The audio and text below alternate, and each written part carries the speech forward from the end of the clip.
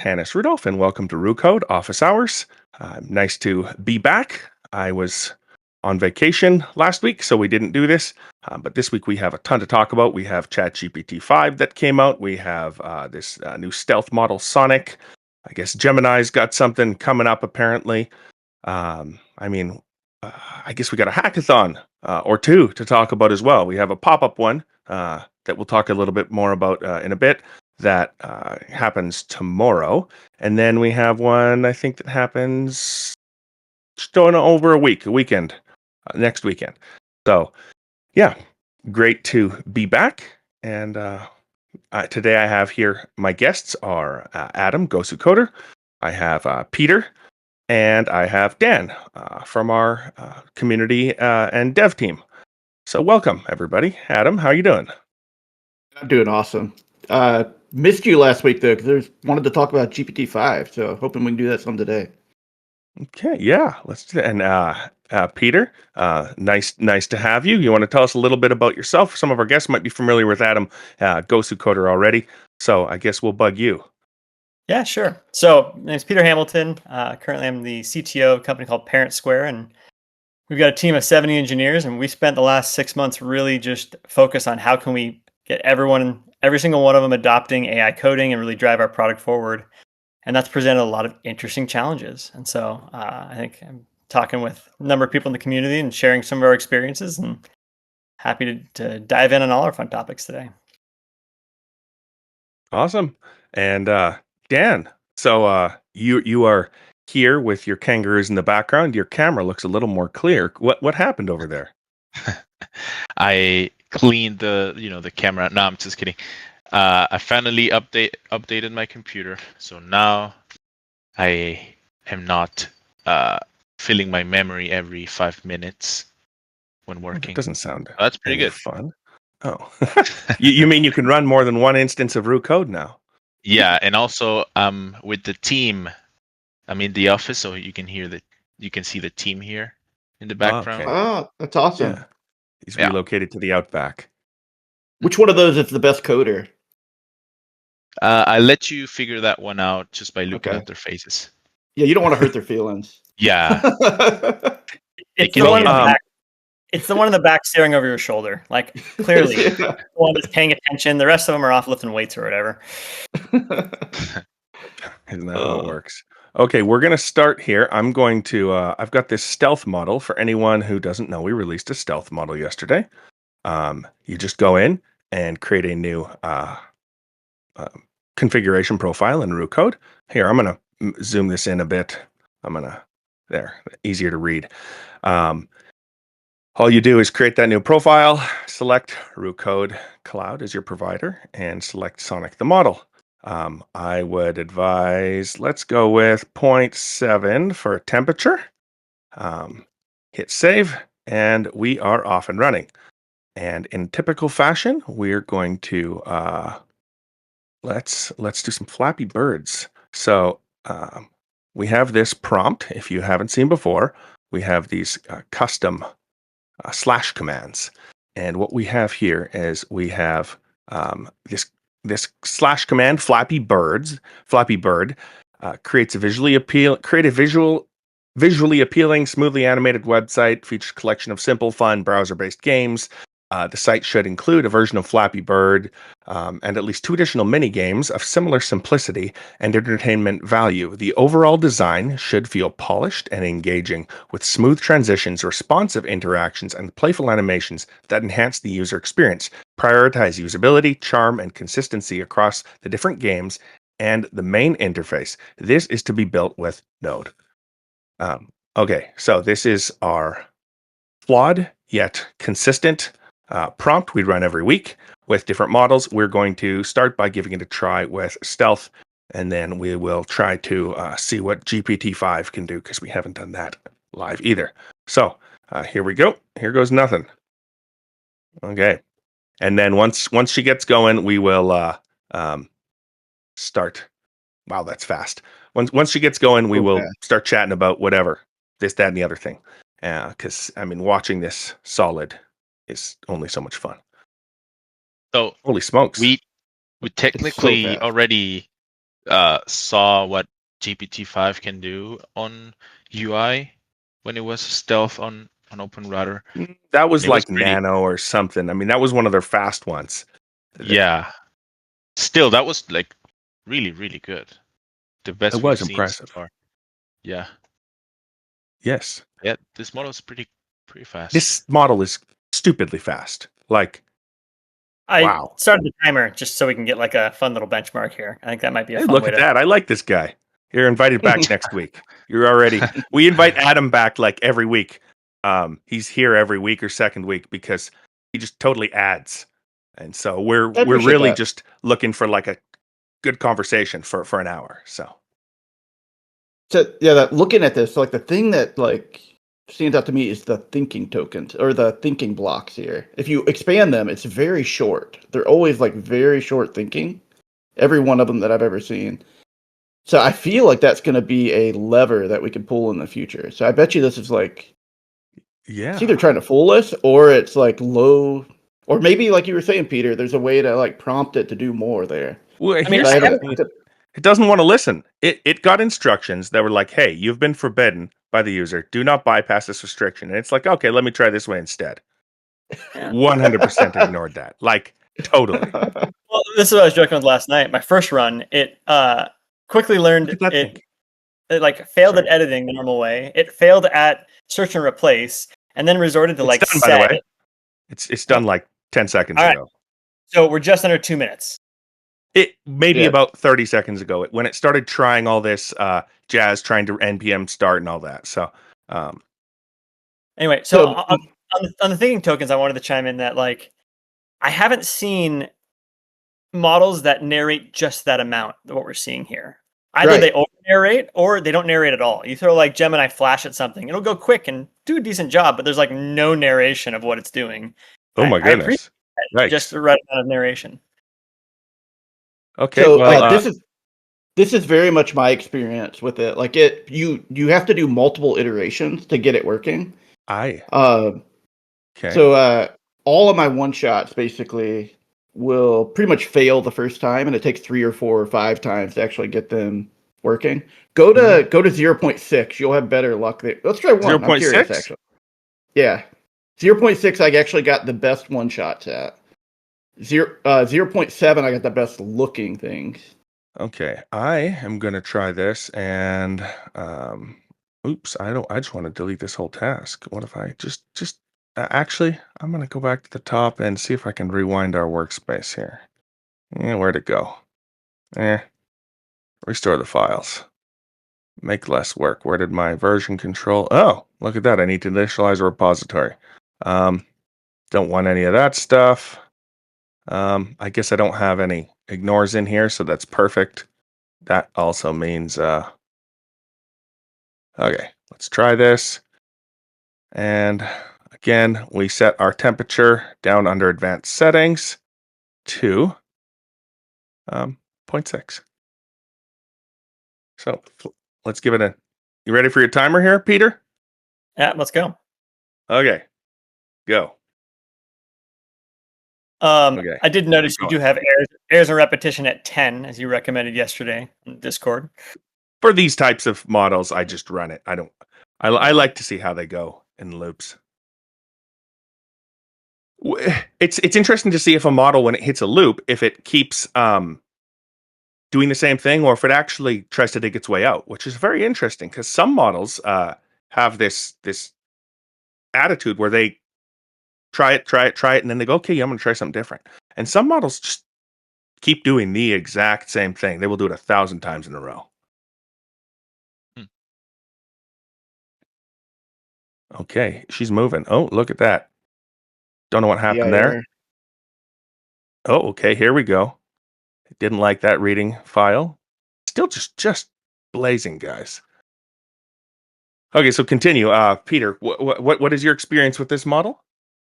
I think the it's persistent. I mean, yesterday it failed at editing, and then it switched to search and replace, and failed at that at some point, and then switched to sed and failed at that. But it kept trying and like innovating new things, and it wouldn't get stuck. And I can't use this tool. It kept trying new things, and I think the description you shared was optimized for long context, bigger journeys, and things like that, was at least consistent with that. I think getting the tool calling better is ideal, obviously, but that seemed novel to me that it was that persistent.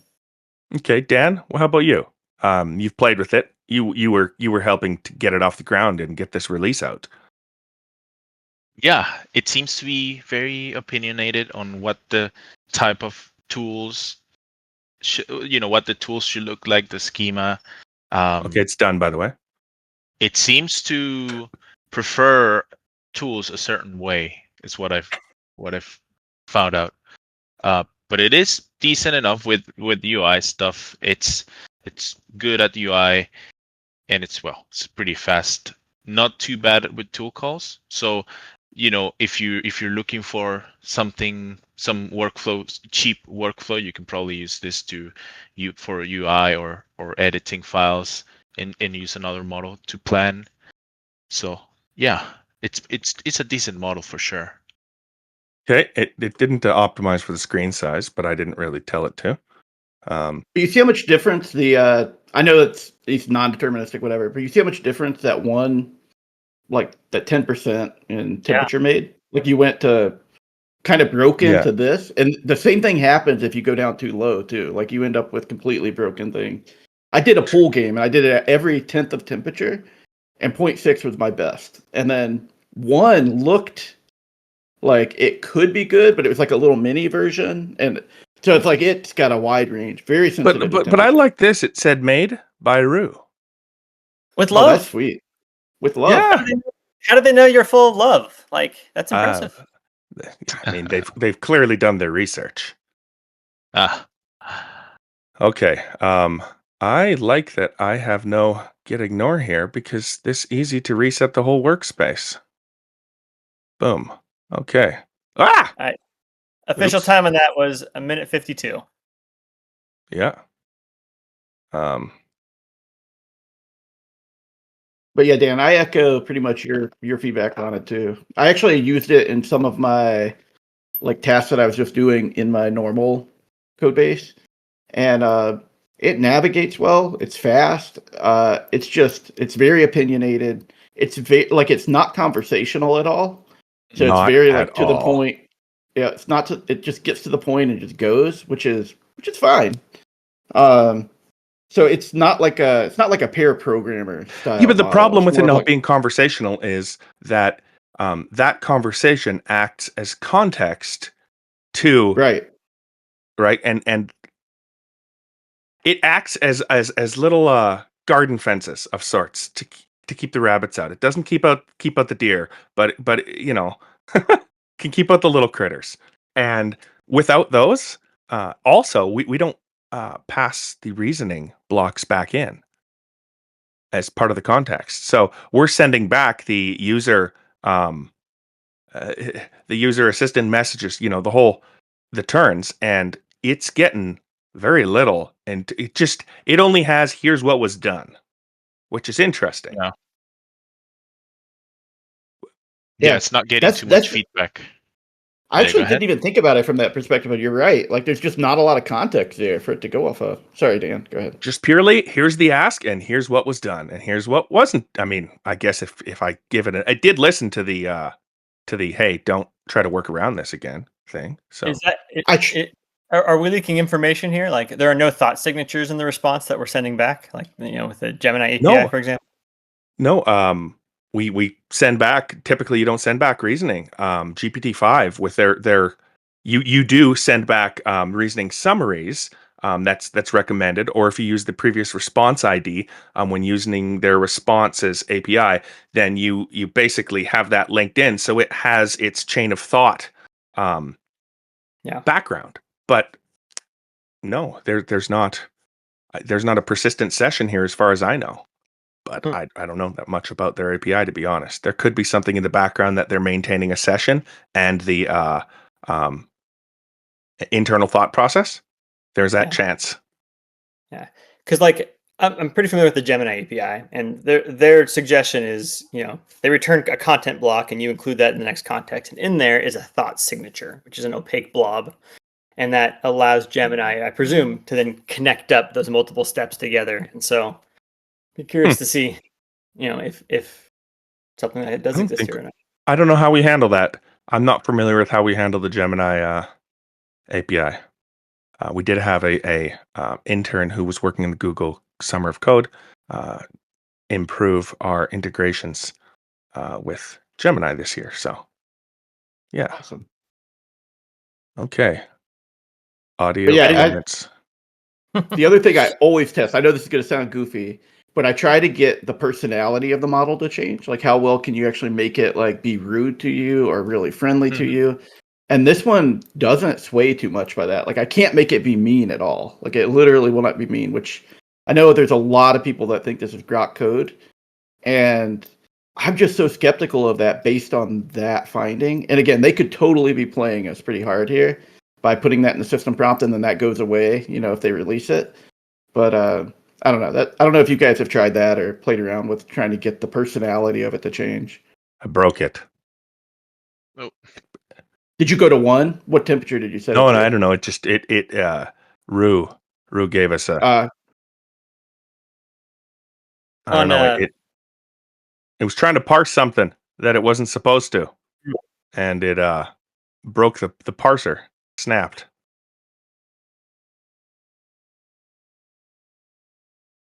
On personality, I think my best description is just it's obedient. Like, I was in just a normal coding session, and I was like, let's play a game. Let's play Hangman. It goes, I don't play games. I just code. And like, it refused. Oh my god, that's hilarious. I had to make a separate mode for game where I gave it the system prompt. You're going to play games with me. And then they were able to play games, and I tried to trick it into Hangman and, all the approaches to, have it divulge information. None of it stuck. But I was surprised it just refused. Same. I was having the same thing. I didn't try that, but that is hilarious. That's a good test. One of the personality aspects of these models I'm noticing is how they handle the to-do lists. We developed it with Opus and Sonnet, the to-do lists, and they start at the top and they work through the list. They check it off as they go, almost religiously. GPT-5, I've read reasoning summaries where it's like basically says things along the lines of like it's not going to send back that information yet because it would be one more calls, because it does it all like at once and then it checks them all off at the same time. And this one here is taking them out of order. I have noticed where it will populate the entire to-do list with one of the items. So it'll do its thing here at the top, make its list. Actually, the first time it made the list, okay, yeah, it'll make its list, and then it will do a bunch of these single things with just one. And so it's interesting to see how it behaves with that tool. And I look and I wonder, like, do our instructions need to be less verbose, just more basic? Because sometimes I think they can be a little elegant for no reason. And if this is a no bullshit model, then there's no lines to read between. Just give it a yes or give it a no. Yeah. Interesting about that is Quinn 3 Coder does something very similar to this, where it will skip around on the to-do list or mass update 5 of them at the same time. So it's fascinating. Yeah. Okay, we are at 23 minutes here total. Where this is the last one. I'm trying it at 1. And then we're going to shift to some GPT-5. We'll start with GPT-5. Which one is it, Mini or Nano? That is... What's the difference between those two models? Could someone tell me? Does anyone actually know what Horizon Beta was? I've been trying to figure this out. We have theories, but no one actually has told me definitively. Okay, well, let's find it out. Let's figure it out. What was the temperature we had it set at to make it do magic? I think OpenRouter confirmed that it was an early, version of GPT-5. Yeah, which one, Nano or Mini? Not sure. They never say like which one. They just say like it is a previous version of GPT-5, and then when it comes out, they just say it's some version. They never say which one. I've landed on GPT-5 with low reasoning, low verbosity, as kind of like the one that I use the most. And then I'll crank up reasoning when I need to, but high reasoning is so slow. I have too much ADHD, I think, to deal with that. Oh no, I did what it said. I said I ran npm start. It doesn't like me. I need to go in a folder. Oh, there we go. Um, Yeah, um, they made an announcement, Adam, Open Router, like officially. They said it's just an early checkpoint in the GPT-5 family. It's what they say. But Yeah, okay. that's what I they thought won't give too. you the secret. Yeah, secret So I mean, Because sauce. it's fast, but it isn't good. Um, so I it's mean, if not you good look at at the some things. if you look at the Some, infrastructure, how is that? yep, it does that a lot. Yeah, Out of curiosity, did you what temperature do you have this set at? Is this one. one? Okay. So I Yeah. guess 0.6 was our. So whoever I told one, I apologize. I was ignorant. 0.6 seems to be. I mean, we didn't try it enough times to really say if it. I mean, it could randomly succeed at one. Right. Point 0.6 Could. to 0.8 is the range I found to have the best results. I don't know what the right temperature is, just to be totally honest. And you might see different temperatures needed for one shots like this versus, hey, let's go into existing code base and to navigate it, and having the feedback loop of a test suite is going to change results and things like that. And so, Yeah. Yeah, potentially. I'd say I did actually test that in my main production code base. Anything under 0.5, just tool call failures left and right. So unless you want to live dangerously, I'd probably avoid that. That's the best I got for that. 0.6 probably where I'll be testing out more than.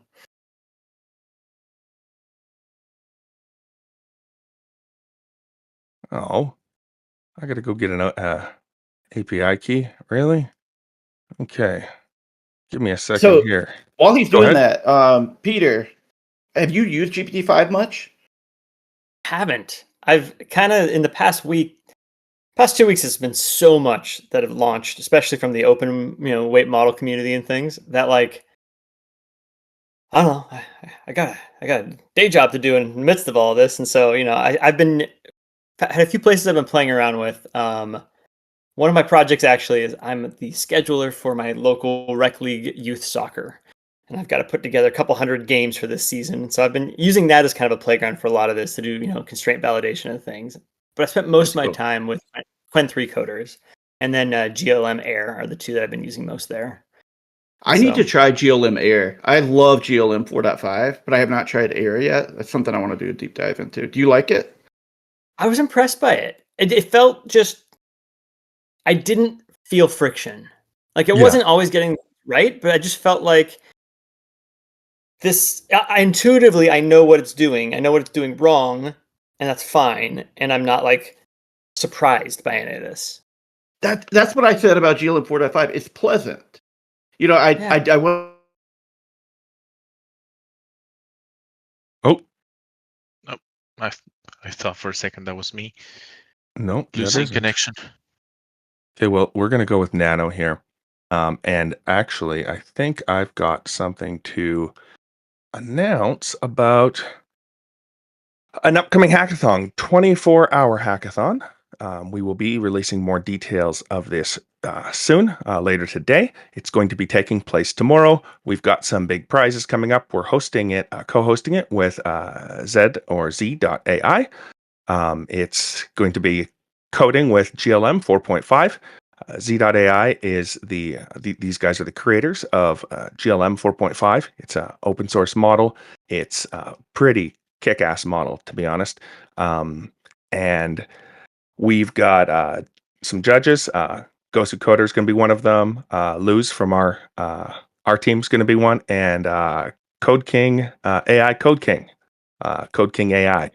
So pretty big names, at least for us little Roo people. And I guess the best demo awards going to be 3 winners: $500, $400, $300, and most Twitter reposts $100. I don't know exactly what all this means. I will get you more hard, clear details in the next few hours. I guess as well, the server timeline here, it's showing we've got August 21st, 7 p.m. or 7 a.m. is when we start. Pacific time. So yeah, we will get you some more info and a link to that shortly. And then we'll also post in the details some more information about this one coming up with Major League Hacking on August 29th to 31st. So yeah, well, I don't know. Hopefully we get Gosu Coder. Adam, you back? I see you with am no back. image. Oh, he did I say am we were back, going to crash, didn't you? but my computer did crash. I'm on my phone. Can you hear me okay? Yeah, Yeah. alive and Okay, well. good. Perfect. So I'll be Okay. without video, unfortunately. All good. Pushing the limits. That's what happens to a computer. Okay, I'm going to test this GPT-5 Nano with medium verbosity and medium reasoning. And I wonder if I should crank the reasoning just down. Now let's just see how this goes. Okay. We have a clear folder and time for Flappy Birds. Oh, Peter, start the timer. This is going to take 11 minutes. That's my prediction. With oh gosh. I thought Nano was supposed to be fast. I was looking for like a fast. So this is an interesting area. I'm trying to build more intuition on the like smaller models or nano style, flashlight style models with more reasoning. Like how well can that compensate from being a smaller model and then like still getting stronger answers and things? I'm going for minimal. I just cranked it down. I want fast. Minimal's going to be fast. This is going to be very fast. Yeah, I put verbosity on honestly, low, and that is not low verbosity. Good Lord. no, it isn't. So, Peter, my take on that is like I think there's like it's a weird middle ground that you have to reach because speed to me matters so much. Because I mean, otherwise, like if I could go and just type out the stuff myself, it's no faster for me to do it. So, I really like the high reasoning for planning or like really deep like bug fix analysis or refactoring.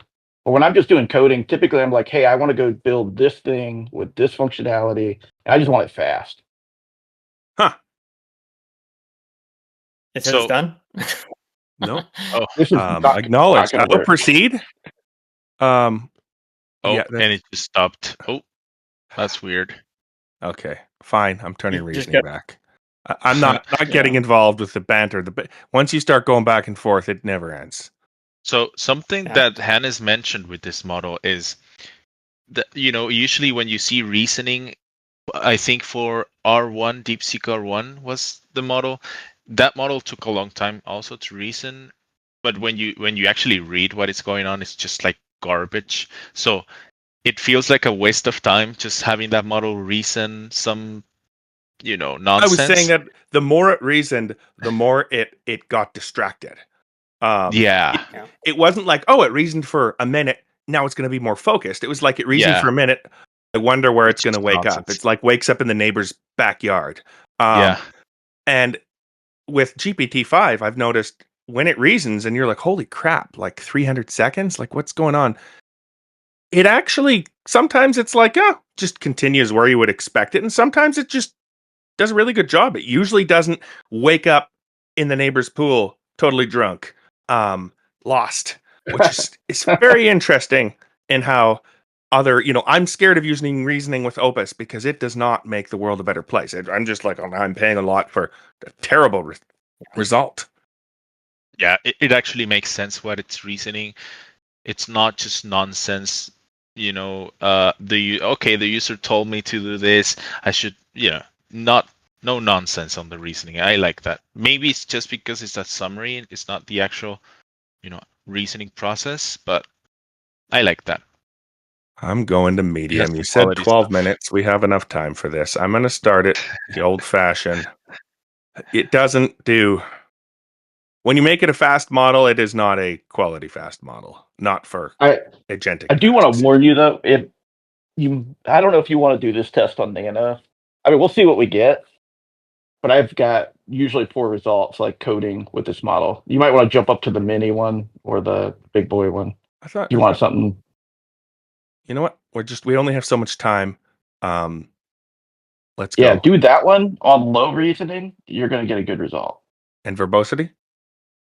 I always put it low, but I don't actually know what it does. It doesn't seem like it impacts a whole lot. Maybe we don't have it set up right. Flappy Bird. Here we go. Okay. Sorry, continue. Before I interrupted everybody. So one case that I've been kind of pushing. So we've got a multi-million lines of code, big Rails monolith that we work on a lot. And, like any giant Rails monolith that goes over time, it's a struggle. And so we've been looking a lot at techniques to, improve the quality of the code, improve our test coverage, but not just like, hey, go write tests and we have no idea if they're good tests or bad. We're kind of exploring a number of techniques to really, build out an accurate spec that we can verify. And so I'm looking for a model that I can run 24/7. 365, like just have it run constantly and just grinding, churning out, hey, I found this thing, we can improve it this way and stuff like that.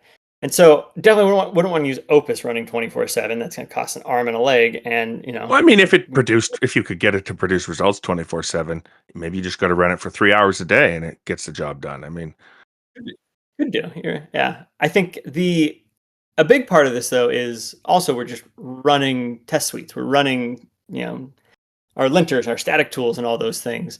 And so I'm trying to find the model that can do a little bit of creative exploration, but mostly just gets tool calls very, very accurate and can kind of loop back on itself. okay. And so, what have you seen, Adam, that kind of fits that bill? I don't know if we have anything that can actually do that with the kind of goal that you have in mind there. When you're thinking about this project, are you thinking about like teeing it up with like high level objectives as like, or just letting it kind of figure out its own objectives?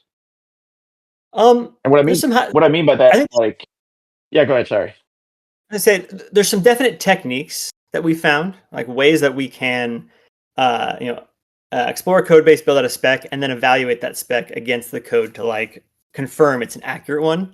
And so they're a little off the beaten path. They're things that aren't. It's not going to do automatically, but we can multi-shot in the prompt or describe these types of things, or have rules or agent.md to do that. And so we got to kind of nudge it a little bit into how it does things. And then we can kind of mix and match and say, hey, identify 9 different domains of our application, and then go investigate each of those one by one. But I think that final investigation piece is just a grind. It's got to go through pull every line of code into the context. Not all at once, but has to go through every line, has to do these things. And if you've got something going slow, it'll never complete. And so it's got to be fast. It's got to be able to run the tools to verify that it's accurate, and then just enough creativity and exploration in there to help us find things that we maybe didn't know about already, but nothing groundbreaking. Sonnet Tall order, right? 4 is reasonable speed, reasonable price, and with a big context now. Yeah. That is true, actually. With the 1 million context, that opens that up a lot more. I have not tested. Like I see 1 million context with Gemini as not 1 million context. If you dump it all in at the beginning, no problem. Dump it full of context, ask it a question, do a thing. But if you're slowly building that context, adding one file at a time, several files at a time, doing some thinking back and forth, that context goes to crap, 300,000-400,000. Whatever. That's exactly So what I I don't see. really consider it a full million context unless purely I need to feed it a big chunk of context at the beginning. And then basically my base level 0 context would just be 600,000, 700,000, dump it full of your code, and then operate between 700 and 900 or something before it probably goes funky. So with Sonnet, I haven't tested to see, does it hold on to reality as you go up 100,000, 200,000, 300,000. Anybody know? So I have not it's pushed it yet. it's a secret stat for the models that it's like the model turn limit or something like that, where the model starts to degrade heavily for every turn. Yeah. What I've seen from Sonnet, it doesn't degrade as quickly, but of course it does at some point. I mostly use it for translations because Sonnet is pretty decent with multi-file read, multi-file write stuff.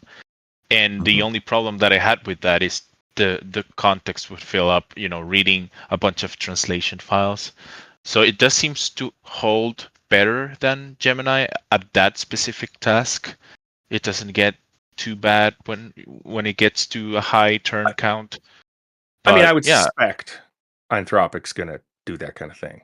If they say a million context, I suspect it's a million context, but it's really decent. The only thing that I think that the reason why we don't hear too much about that, it's because it's behind a tier 4, if I'm not mistaken, for Anthropic. I'm not sure how hard it is to get on OpenRouter if it's available for everyone. Not really sure. yeah.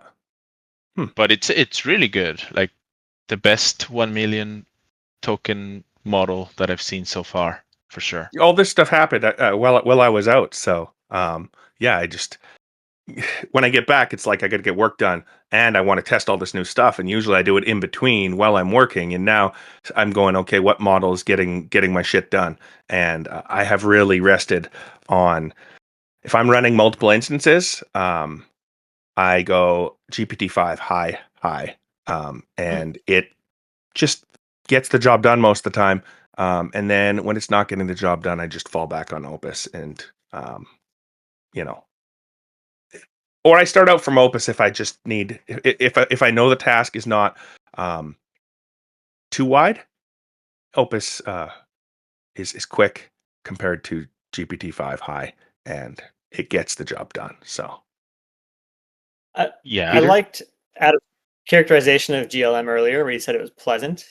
I think there's a funny aesthetic around how we choose our models, and one of mine is that kind of cracks me up because 100% I'm getting more and more frustrated with it. Gemini 2.5 Pro is I don't want to corral. I don't want to use my brain much. I just want to kind of grind through this. That's my model for that. If it's hey, I want to go hands off and just let it solve the whole thing, I'll take Sonnet. And I kind of jump around between them. But there's this weird like personal aesthetic and like what is my brain able to interact with, engage, and guide right now, and I'll choose the model based on that rather than what is my desired outcome in the end. I don't know if you all have had similar experiences, stuff like that. Yeah, Yep. I like to think about each of the models having their own personality. It's like Yeah. other engineers on the team, and I actually love getting different opinions from them too. And I'm like thinking through architectural decisions and stuff. I'm like, interesting. hey, this engineer over here thinks this is what we should do. Can you evaluate that? And it's like, oh, that engineer did a great job, but I would change these couple things. I'm like, oh, that's a good idea. I do that kind of thing back and forth. It allows me Yeah. to think at a higher level, while at the same time, like relying on all these different perspectives of things to be able to put it all together. That's interesting because I have something similar when reviewing PRs. I usually just leave the model do its own review while I'm actually reading the code, and when I come back to it, I'm using Opus most of the time just because I'm so used to the way it creates You know what to text or expect talks to you. and how long it takes, and Yeah, but I made another command, another slash command that goes through each of the points that Opus came up with, and it verifies them. It reads the whole file, reads everything related to that change, and then it says, okay, yeah, it is a problem. Here's why, and comes back to Opus, and that made me feel more safe or more confident that the review that I'm reading is actually something that's wrong with the code or not. So now I trust a little bit more what I'm reading when I'm checking the review. So I like the fact that they're different. They have different personalities. They see different stuff in the code, and they can talk to each other, Opus and GPT-5, and get a conclusion. I like that as well. But yeah, I noticed 100%. that I noticed that GPT-5, the stuff that puts out the text, it's harder for me to read, maybe because I'm so used to Opus now. It's a little bit harder for me to focus on what it's saying. Maybe it's a bit too verbose, I'm not sure. But I fall back to Opus if I'm like too distracted to read what it's saying, just because it's easier for yes, me. it does require that. You're right. Yeah. Yeah. It's interesting. Yeah, but I mean, just to like touch back on like what's happening here with GPT-5. So like in personality, like for me, a lot of times I'm a very surgical. Like I do a lot of like high level planning, and I build this picture in my head and diagram it out. And when I get to the actual implementation phase, I want that to go fairly quick, which is why I like Sonnet 4 so much, because it is fairly quick, and why I actually really love Qwen 3 Coder. Because if you tell it what to do, it does a great job. But like GPT-5, great model, like really good at coding, but the speed of it is what drives me nuts. Because like look how long it's taken to make this Flappy Bird game, where if we were to take a different model, we had a plan for it would be done in a couple minutes. So it's just one of Right, those but things that my argument to that is when we started using Opus as our main, we were like, oh my gosh, this is slow. Now it has sped up to come a lot closer to Sonnet, but it was like, ugh. And I was like, man, the results are just so good. Like I'm going to bite the bullet. And it's hard to do that with GPT-5 High because it's not like 10% slower. It's like 200% slower. And the thing is, I think that if I can adjust my workflow to work on 5 or 6 tasks at once, just keep them going, and how I design my workflows and my prompts, I think that it might have the opportunity for better output.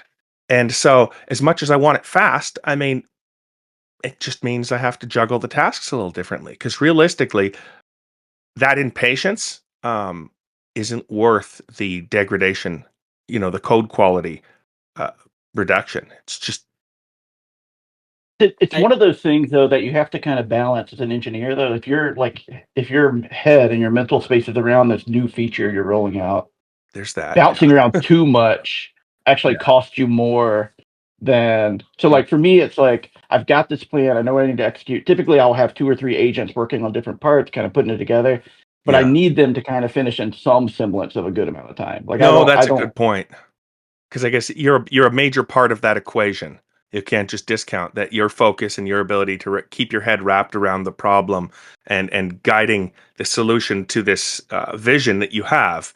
If that goes out the window halfway through the process because you just get tired of watching GPT-5 think, then I exactly. suppose the whole Yeah. thing is in the trash. so a different usage pattern, one that we're starting to use a lot, is we'll have our teams do their sprint planning, they create all their tasks in Jira, and then we tag our coding agent there, one we built in house, and we don't care how long that takes because like most of those tasks, no one's starting on it until tomorrow or the next day. That could take 48 hours if it had to, as long as by the time someone's able to go and look at the task, they have a PR, and maybe that PR is directly mergeable and it's great, or that PR captures the essence of what we need to do and how things need to fit together in a way that we can then build on and we accelerate it from there. Or it tells us the wrong way to do something and we check that off our list and we go and we start from scratch and have a little bit more knowledge. Hmm. And in that type of model, that type of world, no one's actually looking at any of the output other than that final PR. And we'll dig in and we'll do some analysis and say, why did it fail to get to this spot? And we're trying to, starting to develop our own, I don't know, Swebench style, set of tests internally as we, work on this agent. And when I say agent, it's OpenHands wrapped up with our custom prompt and set and tools we put together. But that's been a big leap for our team to get around this concept of if I remove myself from the driver's seat, Hmm. things that I've always focused on and optimized, speed, control, all those bits, there's a new playbook here. And, we're starting to build that intuition. That's been really powerful, but a surprising challenge because that's just so different. So basically, Yeah, you're involved I at would the start and the end. Yeah. well I it, noticed. it I kind mean, of depends on what you're talking about there, Peter, because I'm imagining you're talking about like someone puts a ticket up for like a change. It's probably minor, like mid-level, junior level, and you have a remote agent go and do a pass on it, whether it's a bug fix or a new thing being added. Like I think that is a real workflow that exists. I use that quite a lot. I think it's very I, different than like building a new thing, like from like a massive we feature from the ground up. we put PRDs and Figma screenshots up, and we see what Dang. happens. Okay. And part of this is it's this really one of the notions is creating opportunities for partial credit is the best way I can describe this. Where Okay. yeah, that PR might not actually be mergeable in its state, but did it help us develop? Did it accelerate our process? When we jump into that task, do we now know, hey, these are the 9 parts of the code base that need to be updated to get this done? And was that a step of research that we might, we would have had So to do that otherwise? PR acts as a almost a planning phase or research, and then you start the process over with the knowledge you've now gained through development of that PR, and then you trash that PR and you rework your input. But I've here's the seen wild that thing. so many times. But I think the wild thing is, though, you don't decide ahead of time. Throw everything at it. Some Okay. things it'll surprise you and get right. And some things it will give you that partial credit version. And if you start with that, hey, here's my specific thing I want it to do, there's no room for partial credit. Either it did it or it didn't. If it didn't, you got to go do it all yourself. If it did, then great, you merge it. But if you start broad with just the wildest, biggest concepts, we have been continually surprised at getting more value and more clarity out of it than we would have expected if we That's actually how I use Roo is I'm like, I want it to do this now. I don't go into this file. I want to actually see how it responds when I do that.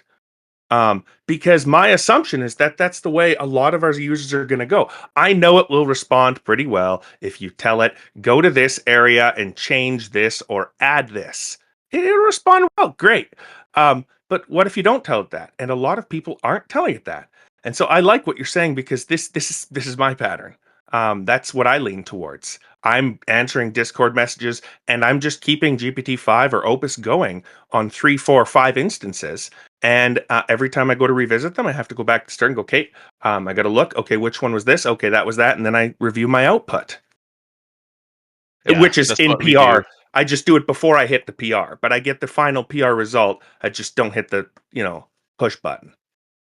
That's what we do with our issues as well. Like every issue, it triggers, our agent. And most of the time, the PR is not a solution, but when I go in, it helps me look at the issues and go, okay, the Yeah. agent tried this, it failed, but now I know that that's not the way to do it, or that I need to clarify, hey, this is you need to be aware of this problem that you might encounter, and that is really valuable. That It's almost like it it's a scopes form it of, for you. yeah, exactly. It's a form of scoping the issue better than some users might be like, Roo is not working. I got this error, and it's just that information. That's the only data that you get from the problem. So having the model go in and try, and maybe it fails, but you learn a lot from that failure. So the next PR that you make, when you actually give it more information, it's probably the solution. So absolutely. Yeah, I actually really like that perspective. I do that same workflow a lot locally, where a lot of times I'll kick off something, learn from it, throw it away, rephrase everything, and kick it off. But I never thought about it the way you're doing it, Peter, where literally everything starts out as a remote agent job. Like that is a fascinating take to me. Be That something worth experimenting with. That's how we're doing it at Roo. Like 100%. When I do local development with Roo, I'm actually just using the workflow or a version of it that we use with remote, with our cloud, because that's actually how we're developing a lot of our cloud workflow stuff. Is we do it, and then I hit start, and then I come back when it's basically a PR, and then I do this review, and I just don't go through the process of having it, in the cloud, and then having the PR kicked off, and then going to look at the PR. But it's still an input, and then I inspect the output. I'm not shifting it off my computer, because I don't have time to hold its hand while it goes. I mean, I've got too many things coming at me. Yeah, and as you might imagine, that accelerates the speed of the things that you can put out. You can put out so much more if you, of course, there's a danger there. If you're not paying attention to the output, it might mess with your code base. But if you pay attention to what it's coming out, you can do a lot of stuff that I've been coding manually for years now, but seeing this, how fast you can create features, and you don't even need to get into that headspace The anymore. zone.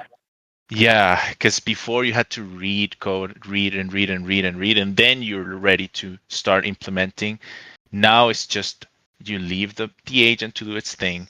You come back, you read some of the code, you get to some headspace, not too deep into the code, but you get to a point where you can review it pretty well, and yeah, that's awesome. So I guess that the two different versions here we have a sort of a pair programmer and like a um, let your junior programmer do all the work and then tell them, look, no, go back, get it right.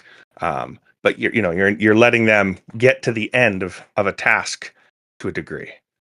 So I think I still use the pair programmer method when it's something that is really, really important that I need to do, immediately. But there's some stuff that you just don't have time. It's like having like the CEO of a company just, doing small jobs here, work here and there. It's just there's more important stuff that needs my attention that actually deserve a pair programmer approach, and there's just some other stuff that the model can figure it out, and if it fails I can just go ahead and say do it again, do it differently this time. I don't care if it takes you 5 tries. So that's really, really interesting too. Yeah. I think something this pairs with is, especially as you have a larger team and you're doing a lot of work in a lot of areas, the investments you can make that will cause those PRs to be, 2% more successful, right? Like we're merging right now 20 to 30 of these, background agent PRs as is right now out of our, hundreds of PRs every week. But if I can bump that, 10%, I can get 3 extra PRs out of there. Like now as a CTO, I'm thinking financially, all right, what does this look like? How does this, things fit together? And we found that all those things that we've always known is good about our code bases, better type safety and better lower coupling between things. Those are all related to how well those initial PRs end up working. And so having teams that are digging in on that and optimizing code, applying software engineering principles that we've built up and learned over decades now, they're all still relevant and still matter. And they actually provide even more leverage. And so that's a big thing we're seeing here. It's less about what prompts are we using and what's the newest model and all these things, but more about our code base, our system, the scaffolding around our development environments. How can we invest in those better and improve those? And how does that drive even more productivity by using AI coding tools like this? Yeah. Huh. Well, we've got a few minutes to go. And here is our result. I think that it could probably use some tweaking. The games technically all work. Their physics or whatever, their logic is a little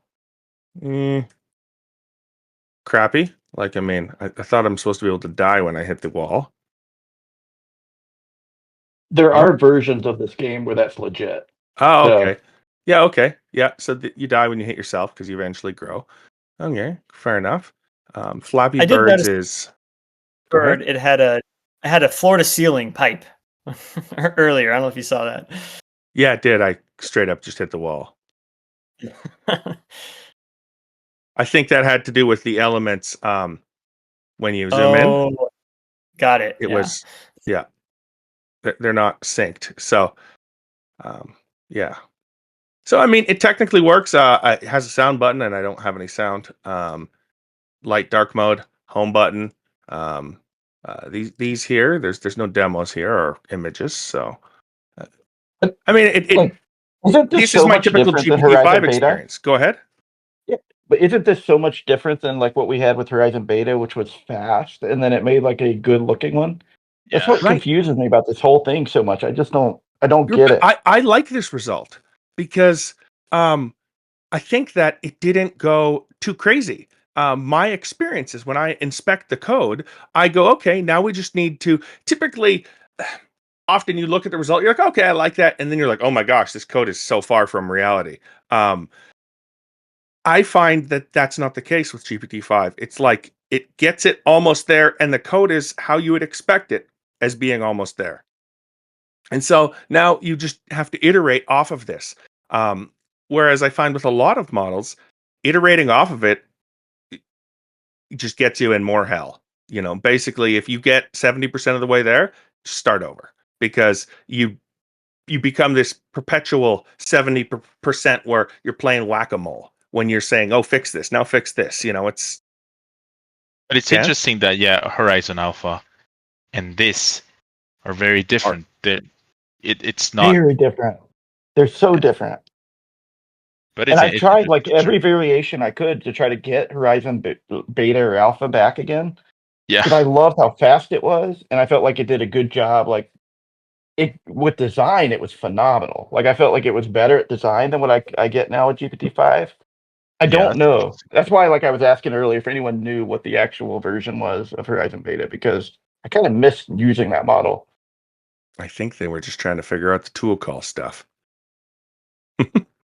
yeah, they have Oh, internal tweaks for Yeah. the model how it works. That's what we saw with didn't we saw that with what was it, like the previous stealth model from OpenRouter was like Optimus or something like that. We pretty much saw the same thing. It was great at tool calls. Then when GPT-4 came out, it was totally different. It felt like a different model completely. hey, look, it made this cool icon for us. And it That is didn't pretty use. cool, actually.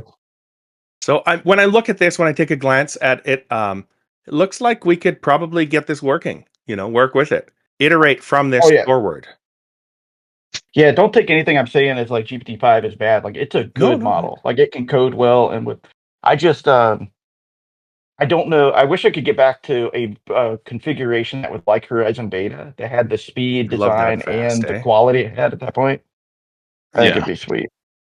Well, But to Peter's point, speed doesn't really Yep. matter with remote agents. Take as long as you want, run it in the background. We do that a lot at Railion, the company I'm CTO of.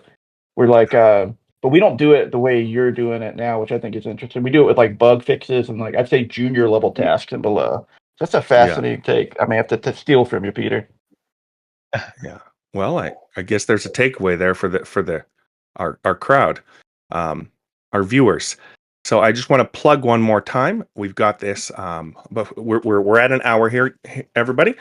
We will be putting more information out shortly about the hackathon, 24-hour hackathon, which starts tomorrow morning, 7 a.m.